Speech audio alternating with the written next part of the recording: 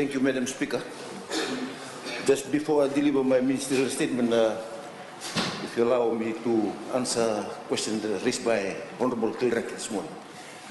For those athletes that will participate in the Commonwealth or the gender breakdown, male athletes will be 47, female will be 50. And I'm happy that the female overrides the male. Thank you, Madam Speaker. I rise to give an update to the House on the progress that my ministry has made to propel the youth and sports sector forward in Fiji. The Ministry of Youth and Sports provides avenue to upskill and empower youths through sports and youth development programs. Firstly, the ministry provides and promotes physical activity to the community through the ministry's statutory body, namely the Fiji National Sports Commission. The Sports Commission has 8 programs which are aimed to reach out to communities which are run in conjunction with expertise provided by the National Sports Organization. The practice is to target villages and settlements in one visit, where one village will be the venue and host these programs. These 8 programs are sport outreach, train the trainers, kids in communities, educate the educators, wellness program with the Ministry of Health and Medical Service, inclusive programs aimed at persons with disability, community assistance and follow-ups. In these programs, one of the main objectives is to combat the rising non-communicable disease by introducing and sustaining physical activity in the community. Additionally, the Commission, through its visit to implement the sports outreach and wellness programs, engage Ministry of Health and Red Cross personnel to make presentation and create awareness about health issues, especially the causes of NCDs. The priority target area is those areas where there is high record number of NCDs. The Sports Commission's Train the Trainers program is also already showing signs of success. Numerous community and locally based training has been organized to assist sportsmen and sportswomen get active in sports. Just to give an overview, Madam Speaker, the Ministry through the Sports Commission has trained a total of 775 sports personnel from 2015 to 2017. A further breakdown shows 257 sportswomen and 518 sportsmen have been trained by the Fiji National Sports Commission from 2015 to 2017. These training programs provide individuals an opportunity to become better equipped sports people, coaches and administrators. Overwhelmingly, positive comments have also been received from the recent Train the Trainers workshop. The Sports Commission has recently placed emphasis on one of the underlying vision of the ministry, which is to reach the unreached. We now see youths from outside urban centers attending the Train the Trainers and community assistance program, to the extent that the youth from Lakemba, when I visited, was part of the recent workshop organized by the Sports Commission. I emphasize to NSOs that the recent National Sports Conference that was held last Saturday, it is critically important that we give priority to developing all sports in Fiji, and it is the vision of the government of my ministry to make Fiji a sought-after sporting destination in the Asia-Pacific region. Madam Speaker, another initiative was the government support in putting aside a special day as a public holiday to celebrate the National Sports and Wellness Day. This is encouraging mass participation of members of the community in physical activity to bring communities together to have fun. In some communities, they go back to their traditional games and reintroduce it into their villages and settlements.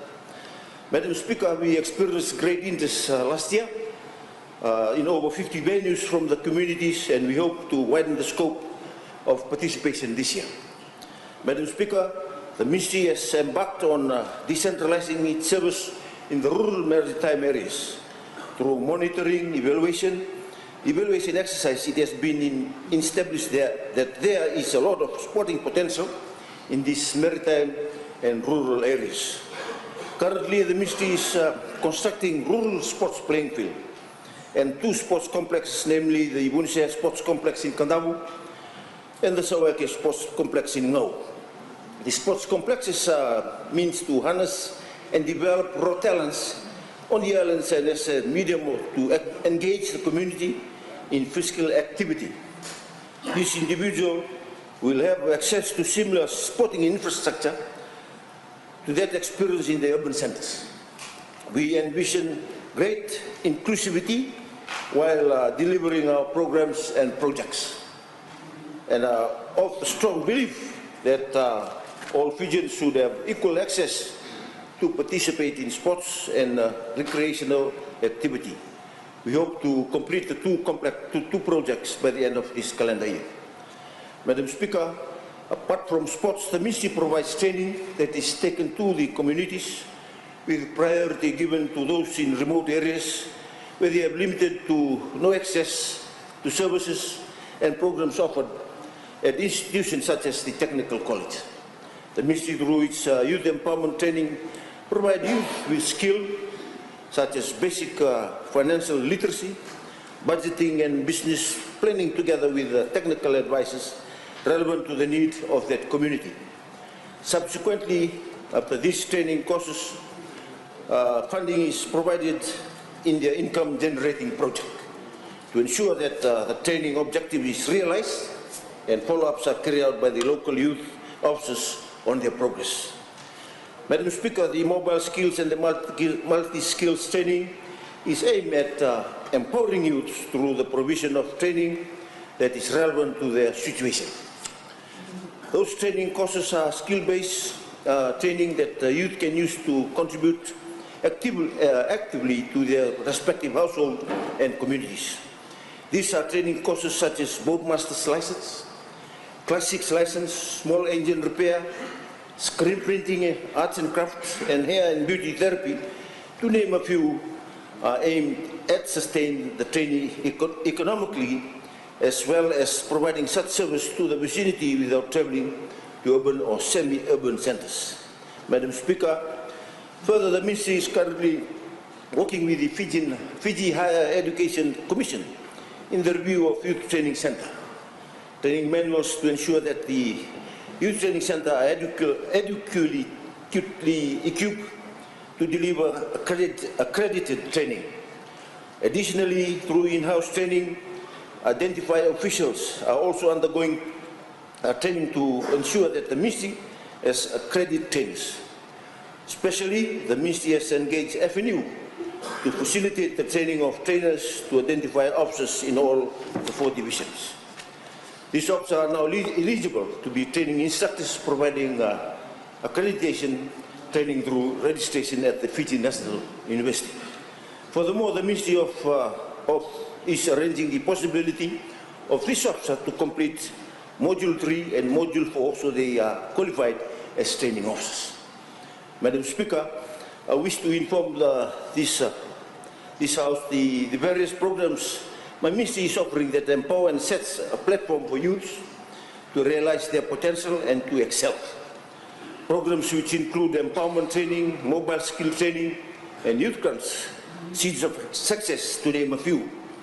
The 2 main focus areas of implementing this program is to empower youth not to be job seekers, but to be job creators. Madam Speaker, as per the 2018 Constitution, Ministry of Youth gives equal recognition in empowering and training individuals with special needs. Our training has been designed to include people with special needs in our training programs and to provide them a chance to find employment and live an independent and sustainable livelihood. We promote inclusivity despite gender and physical ability. And I'm pleased to report that a number of females graduated from our training center last year.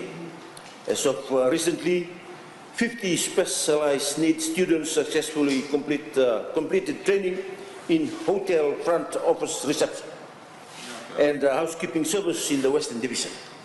The main objective of the training was to allow these trainees an opportunity to get placement at prominent hotels and tourism destinations. Madam Speaker, the Youth Empowerment Program is a community-based program which is focused to empowering and capacity building youth to enhance socio-economic development through training. Youth empowerment training programs allow for the participation of relevant stakeholders or agencies. The program encourages the establishment of a small micro enterprise which is community-based and developing using a bottoms-up approach.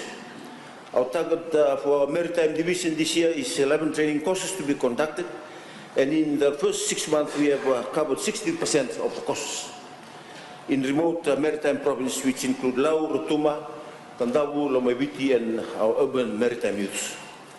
Madam Speaker, with the Ministry of Youth and Sports being the lead ministry in non-formal education, programs such as the Duke of Edinburgh International Award are targeted at empowering training, especially in developing the young minds of our future leaders.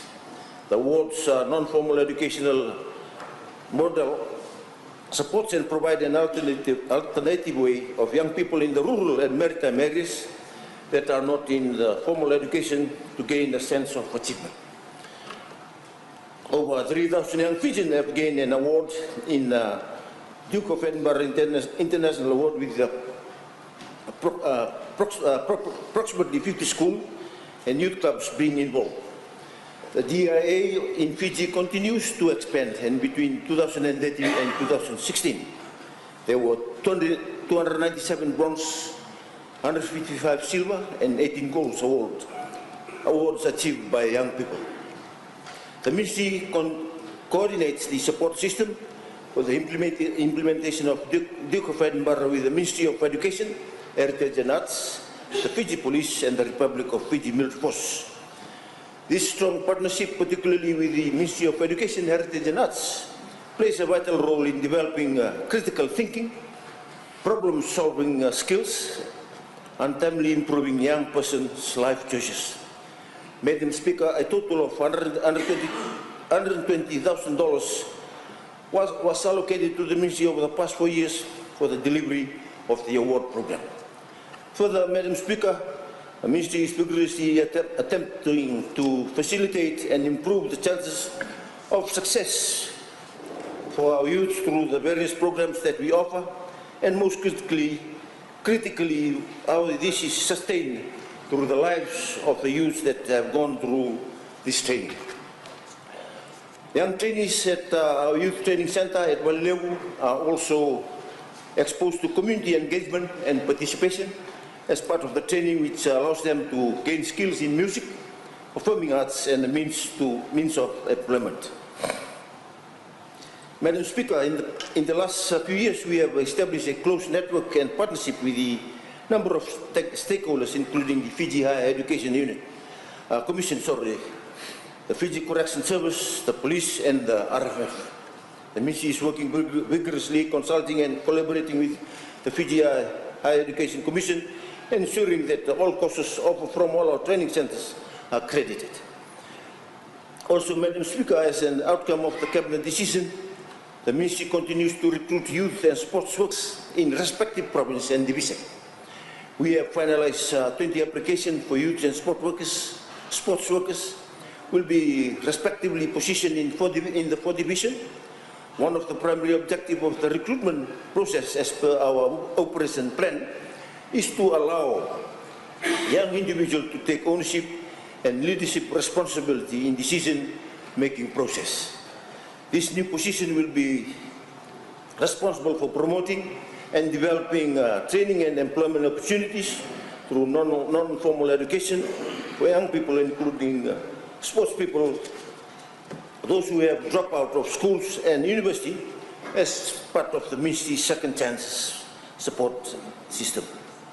Madam Speaker, youth work is a community support activity aimed at young adolescents. Depending upon the culture and the community, different services and institutions may exist for this purpose. In our context, youth work is the process of creating an environment where young people can engage in informal education activities.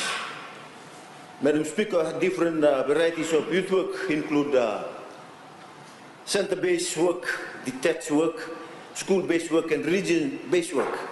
With this model in place, the place of youth workers allows young people to engage in coordinated programs, including those that are recreational, educational, or social by nature and design. Madam Speaker, similarly, we have 14 youth administrator positions in 4 divisions. Youth administrator, like youth and sports worker, play a key role in delivering and meeting the ministry scores deliverables. Youth administrators are to ensure the high quality service delivery of youth and sports development programs.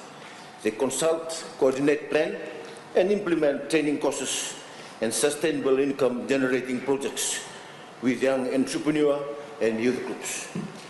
Madam Speaker, youth and sports workers are the ministries, provincial councils, provincial administrators, and training providers in their respective province.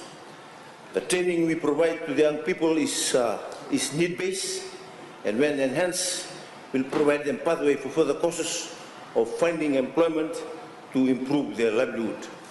Madam Speaker, I hope that each day that passes, the future look a little brighter for our youth, for our future. Thank you, Madam Speaker.